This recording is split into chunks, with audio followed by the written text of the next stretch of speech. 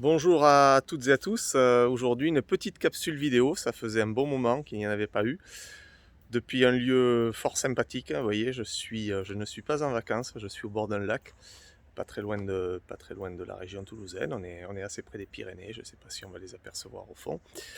Et nous sommes ici aujourd'hui pour faire quelques essais avec notre ROV, notre robot sous-marin.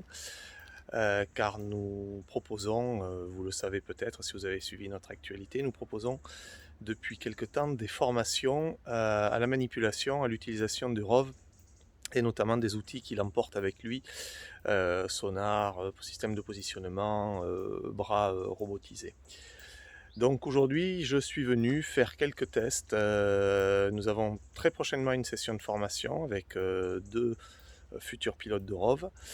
Et on va profiter du calme de la journée et du très très beau temps aujourd'hui pour venir faire des immersions et tester notamment un système bien particulier, le système de positionnement subaquatique. On ne peut pas positionner un ROV ou un tout autre sous-marin par un mode GPS comme un drone.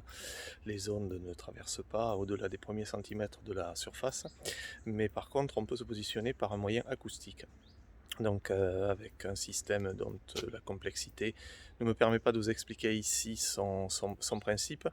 Je referai une capsule vidéo là-dessus et puis de toute façon c'est abordé dans notre cours. En attendant, on va découvrir un petit peu les différents composants. Nous en sommes juste à la mise en place du matériel sur le quai et la préparation du robot avant de démarrer l'immersion.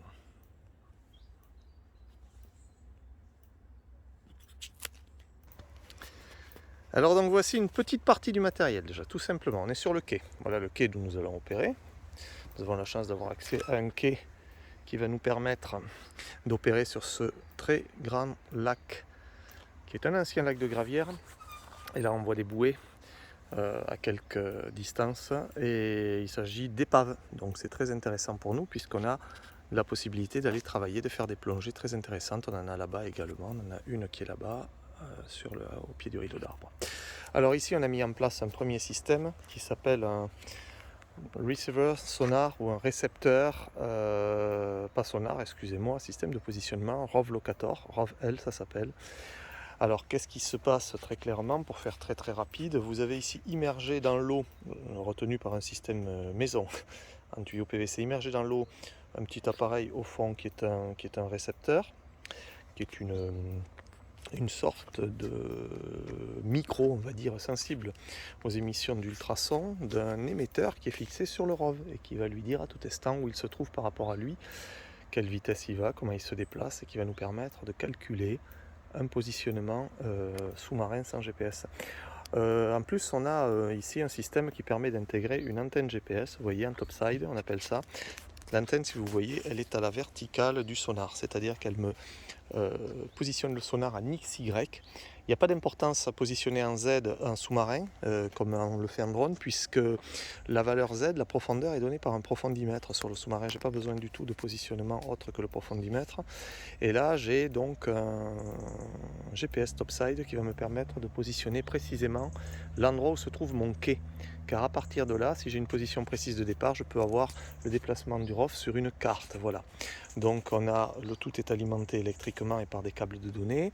Et on va remonter maintenant vers le système de pilotage du ROV. Donc ici on a un rouleau de 300 mètres de câble qui est ce qu'on appelle le tether, c'est-à-dire la laisse, l'ombilical du ROV. Ça lui amène la data, hein. Nous c'est un câble Ethernet, en fait c'est un câble de données, on n'amène pas d'énergie sur notre ROV, mais on pourrait le faire.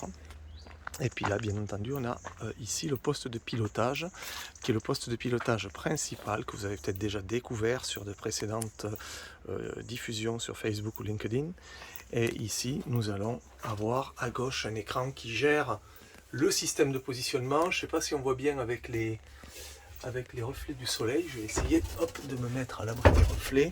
Et on a ici le positionnement de notre topside GPS. On est en bordure, le quai est ici. Ça, c'est une dalle de béton sur laquelle est garé mon fourgon. Et Là, on a tout le système, parce qu'on est en cours d'expérimentation, on est en train de le calibrer.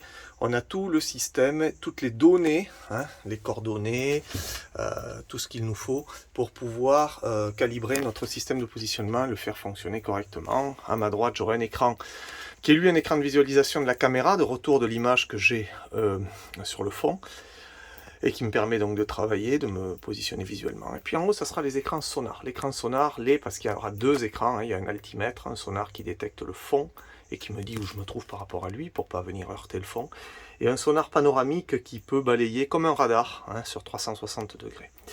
Voilà, donc le reste, vous l'avez peut-être déjà aperçu, une console de commande qui pilote toutes les fonctions du ROV.